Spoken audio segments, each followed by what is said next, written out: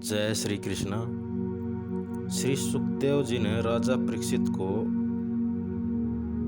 राजा त्रिशंकु की कथा सुनाते हुए क्या बताया। कहते हैं कि हे राजा परीक्षित, राजा मानदाता के वैकुंठ जाने के पश्चात उनका बड़ा पुत्र अमरीश राजगद्दी पर बैठाया गया। उसी के समय राजा हारित नाम के एक बहुत प्रतापी राजा हुए, जिसने गंधर्वों को पराजित करके सर्पों की सहायता की थी। फिर नागों ने प्रसन्न होकर अपनी बहन से हारित का विवाह करके उसको यह वरदान दिया कि हे हारित, संसार में कोई भी आपके नाम का उच्चारण करेगा वह संसारी पुरुष सर्पबाधा से हमेशा मुक्त रहेगा। उस पुरुष को सर्पबाधा कभी भी नहीं सताएगी। उसी समय राजा हारित के वंश में एक त्रिशंकु नामक एक राजा हुए। वैसे तो त्रिशंकु वशिष्ठ मुनिपुत्रों से श्रापित थे, लेकिन फिर भी विश्वामित्र मुनि की कृपा से वह नवीन स्वर्ग पहुंच गया। श्री सुखदेव जी ने अपने मुख से यह कथा सुनाकर राजा परीक्षित बोले, हे भगवान, आप मुझे राजा त्रिशंकु की कथा विस्तार पूर्वक सुनाइए।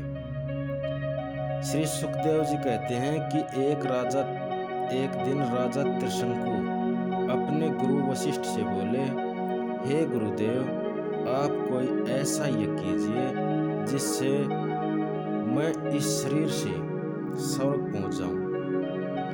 राजा त्रिशंकु की बात सुनकर वशिष्ठ जी बोले, हे राजन, मुझे ऐसा यज्ञ करने की विधि याद नहीं है। श्री वशिष्ठ जी के मुख से यह बात सुनकर राजा त्रिशंकु उनके पुत्रों के पास जाकर यही प्रश्न किया।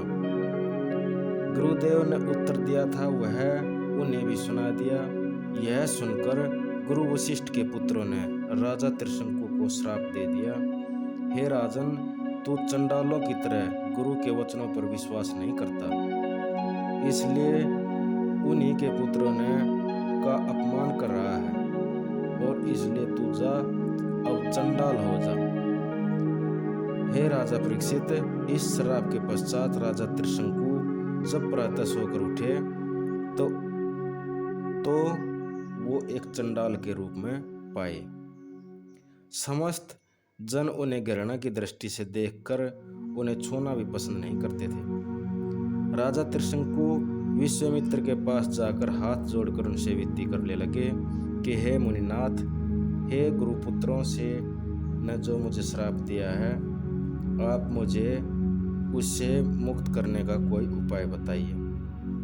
मुझे चंडाल बनकर संसार में सबकी दृष्टि से गिरा दिया है, इसलिए आप मेरी वही स्वरूप बनाकर मुझे सीधा स्वर्ग भेजने की कृपा करें। राजा त्रिशंकु की बात सुनकर विश्वामित्र बोले, हे राजन, आपका यह चंडाल रूप तो मैं बदल नहीं सकता, पहले जैसा नहीं बना सकता, मेरी शक्ति से बाहर है, लेकिन यदि तुम चाहो तो मैं इस रूप में तुम्हें स्वर्ग अवश्य भिजवा सकता हूँ। विश्वामित्र जी की मुख से यह बात सुनकर राजा त्रिशंकु बोला, हे मुनिनाथ, आप ऐसा ही करिए।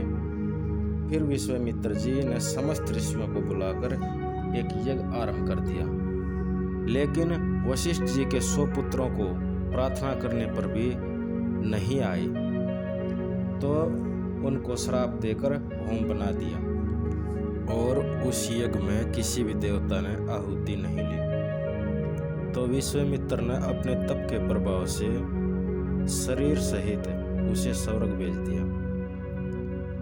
जैसे ही राजा त्रिशंकु चांडाल के रूप में स्वर्ग पहुंचा, वैसे ही देवता ने उसे लात मारकर नीचे गिरा दिया। जैसे ही वह ओधे मुंह नीचे गिरने लगा तो वह जोर जोर से विश्वामित्र को पुकारने लगा, हे मुनिनाथ, मेरी रक्षा कीजिए। राजा त्रिशंकु की पुकार सुनकर विश्वामित्र ने यह कहा, हे त्रिशंकु, मेरे तपोबल से तू वहीं ठहर जा। मुनि विश्वामित्र के मुख से यह वचन निकलते ही त्रिशंकु आकाश में ठहर गया और मुनि विश्वामित्र ने उनके लिए एक नवीन स्वर्ग और और नवीन देवताओं की रचना करने की शुरुआत कर दी। यह देखकर देवताओं ने मुनि विश्वामित्र से प्रार्थना की कि हे मुनिराज, आप यह सब मत करो। देवताओं की यह बात सुनकर विश्वामित्र बोले, हे देव, मैं त्रिशंकु को स्वर्ग देने का वचन दे चुका हूँ, इसलिए मैं नवीन स्वर्ग अवश्य ही बनाऊंगा। लेकिन तुम्हारी विनती सुनकर नवीन देवताओं को बनाने की इच्छा छोड़ दूंगा।